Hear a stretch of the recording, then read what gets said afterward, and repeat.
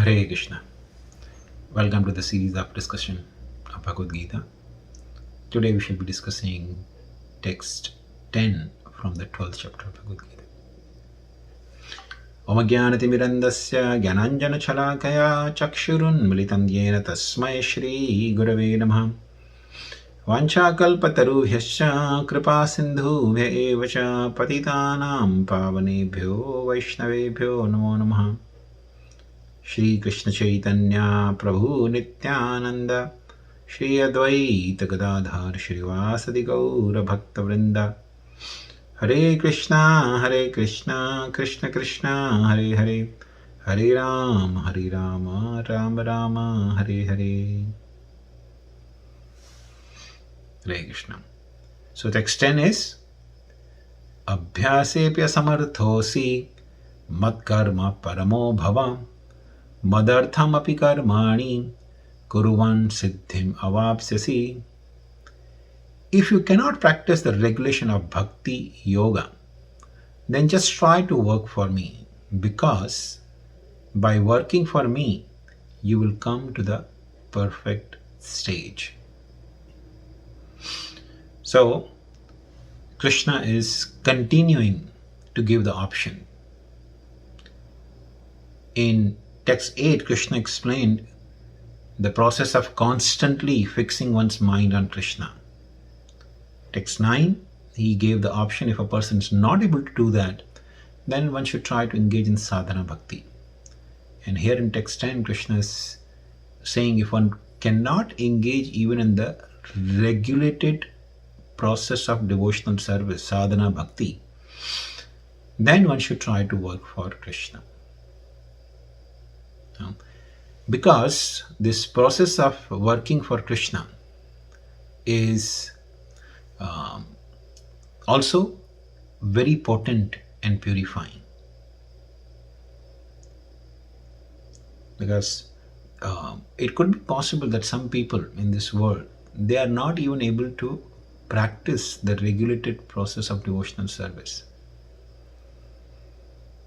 I remember, in the beginning days of our Krishna consciousness, there was a very nice boy from a very wealthy family. His parents were doctors. So he's the one who actually introduced me to the teachings of Krishna consciousness. So he was practicing very vigorously, very enthusiastic, very sincere. But somehow their parents, they had reservations. They were not very happy. So after some time, due to constant resistance from the parents and their insistence, the boy couldn't practice any more bhakti. Even after taking initiation, the boy somehow couldn't practice bhakti. So it happens in this world. Sometimes people may have reservations. Family may not cooperate to practice the principles of bhakti. So one can engage in working for Krishna. How can one engage in working for Krishna? By helping the activities of propagating Krishna consciousness. There are so many people, so many devotees in this world who are dedicatedly working to spread the glories of Krishna, to help people to become Krishna conscious. So they need a lot of resources. They need buildings like temples, they need offices or centers, and they need a lot of money to do their daily functions, or the big festivals which are organized for all the people to come and attend. So all that requires a lot of resources. So a person who cannot engage directly in Krishna conscious activities, then one can try to dedicate the fruit of one's activities for the service of Krishna.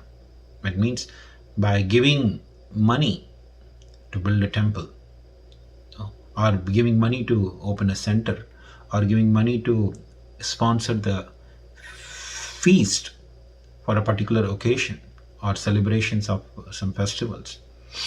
So these are the different ways by which one can actually assist or help in the activities of Krishna consciousness. That is what is being referred here in this verse. in Lord Chaitanya's pastime. There's a beautiful instance demonstrating this.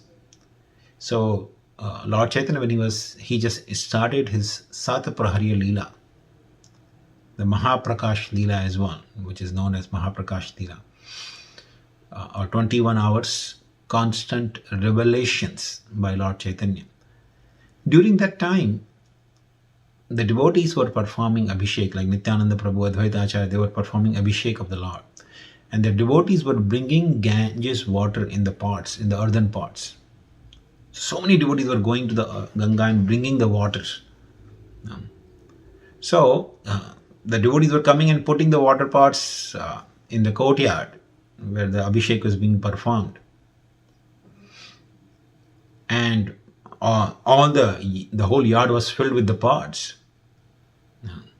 And they were all earthen pots. So if somebody does not very careful or bangs into the pot could break.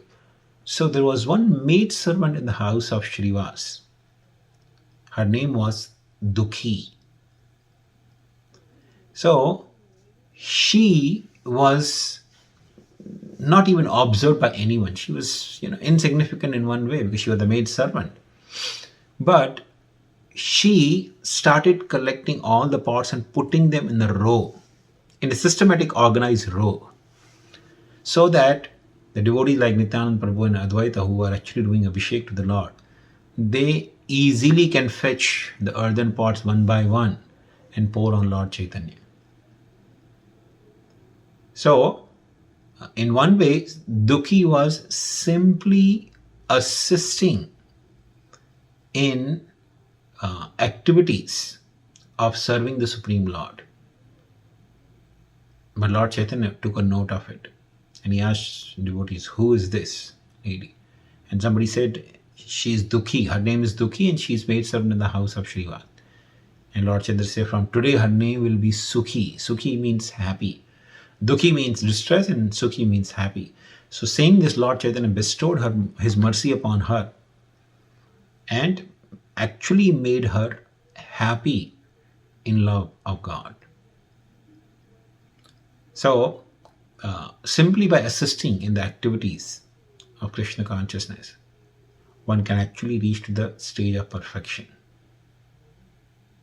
So this is the sum and substance of this verse that Krishna is explaining in the 12th chapter. Thank you very much. Hare Krishna.